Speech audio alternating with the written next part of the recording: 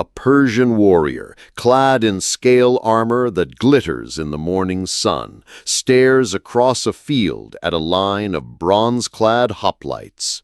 Behind him stretch thousands of comrades, an army swollen with the conquered peoples of Asia. Behind the Greeks, there is nothing but farmland, villages, and the fragile heart of a young democracy. If this line breaks, Greece falls, and with it the very idea of freedom in the West. Herodotus, writing just a generation later, described the scene at Plataea in 479 BC as the moment when the greatest invasion force the world had ever seen was finally stopped. But this was no simple clash of arms. It was a brutal reckoning, forged from years of bloodshed, betrayal, and desperation. What you're about to discover is how a handful of Greek city-states, torn by rivalries and past betrayals, came together to destroy an empire that seemed unstoppable, and, in doing so, set the course of Western civilization itself. This is not just the story of a battle, it's the story of how freedom survived by the edge of a spear. The Persian invasion of Greece did not begin at Plataea. It began years earlier, when Xerxes, ruler of the largest empire on earth, sought vengeance for his father's humiliation at Marathon. In 480 BC, he crossed the Hellespont with an army said by Herodotus to number in the millions, though modern estimates place it closer to 200,000. Still, it was a force unlike anything Greece had ever faced. The Greeks resisted. At Thermopylae, King Leonidas and his 300 Spartans became legends, but their sacrifice was not a victory. The Persians burned Athens to the ground. They desecrated temples, slaughtered civilians, and drove survivors into exile. Democracy itself seemed finished before it had truly begun. Yet even as Athens lay in ashes, the Greeks struck back at sea. At Salamis, they lured the massive Persian fleet into narrow waters and annihilated it. Xerxes retreated, but he left behind a massive army under his general Mardonius. That army would winter in Thessaly, preparing to finish what Xerxes had begun. By the spring of 479 BC, the fate of Greece hung by a thread. The Persians remained on Greek soil, backed by collaborators and willing Greek allies. Mardonius knew he had time on his side. All he needed was to break the fragile alliance of Greek city-states.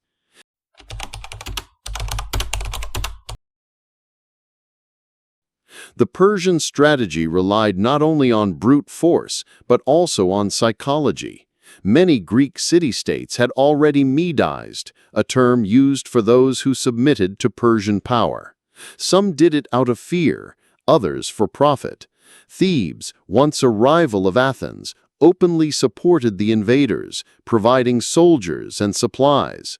For Mardonius, this was proof that the Greek alliance was fragile, and that loyalty could be bought or broken. Internal division was the greatest weapon the Persians wielded.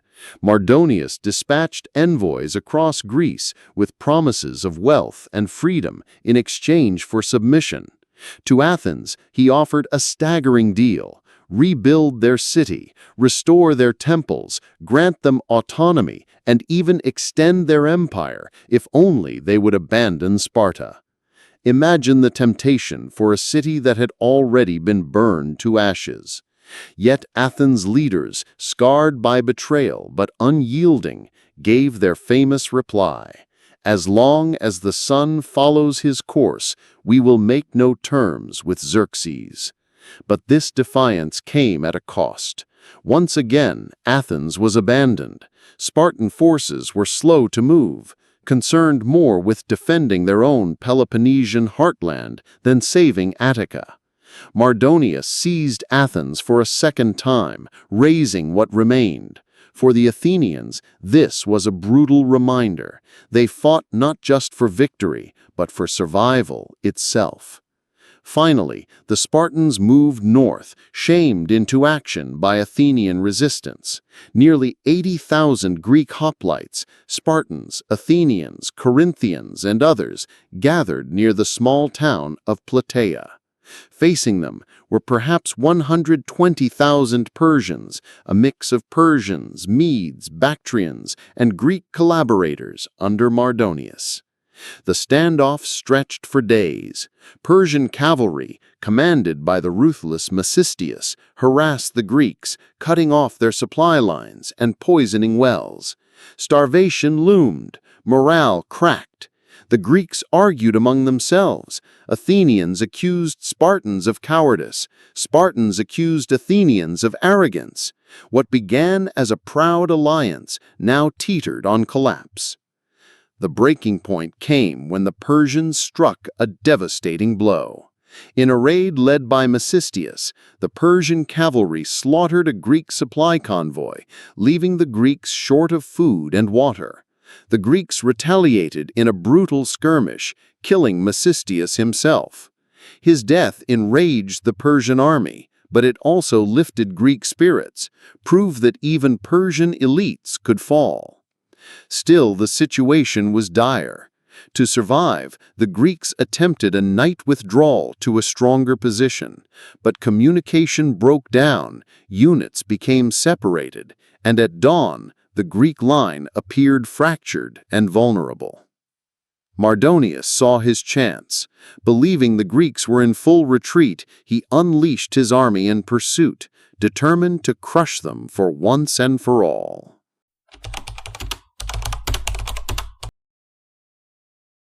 The Persians advanced across the plain, confident that victory was within reach. Their cavalry pressed forward, their archers loosed volleys, and Mardonius himself, clad in shining armor, urged his men on. But what awaited them was not a retreat, it was a desperate stand. The Spartans and Tegeans, though cut off from their allies, formed up into a solid phalanx. Bronze shields locked together, spears thrust outward, they became an immovable wall.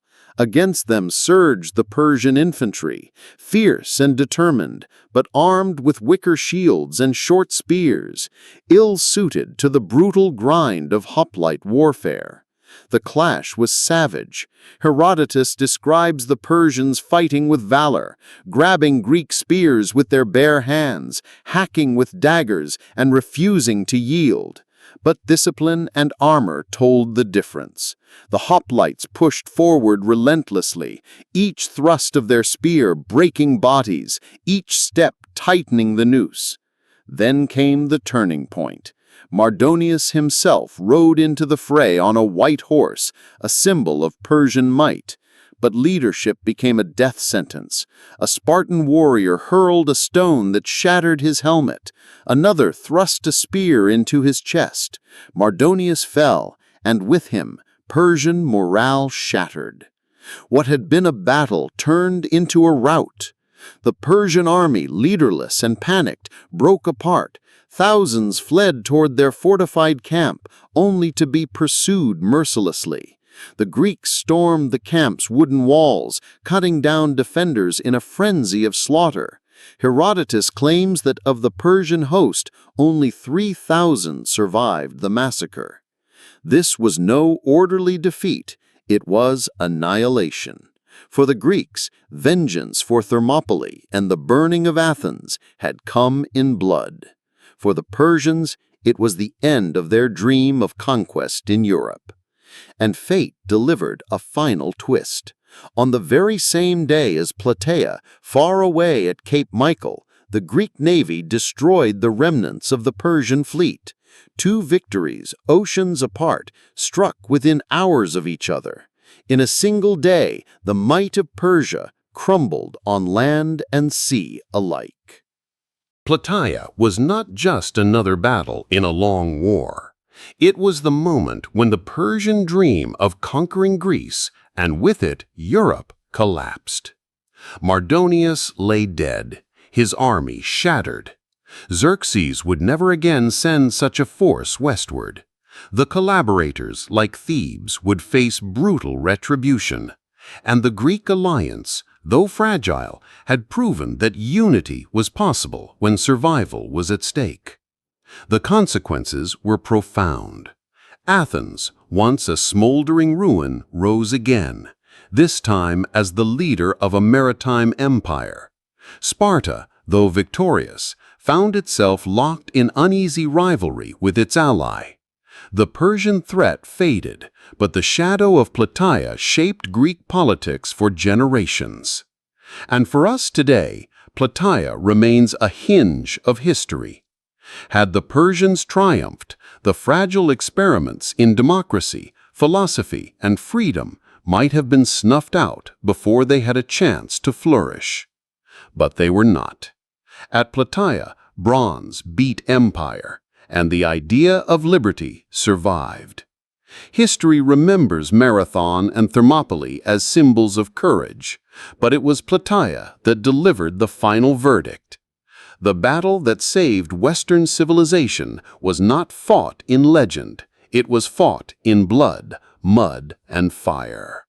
So what do you think? Was Plataea truly the turning point that saved the West? Or would Greece have found another way to survive? What other battles of history deserve to be remembered as world-changing? If you want to uncover more of the secrets time forgot, subscribe to History Sleuth and ring the notification bell.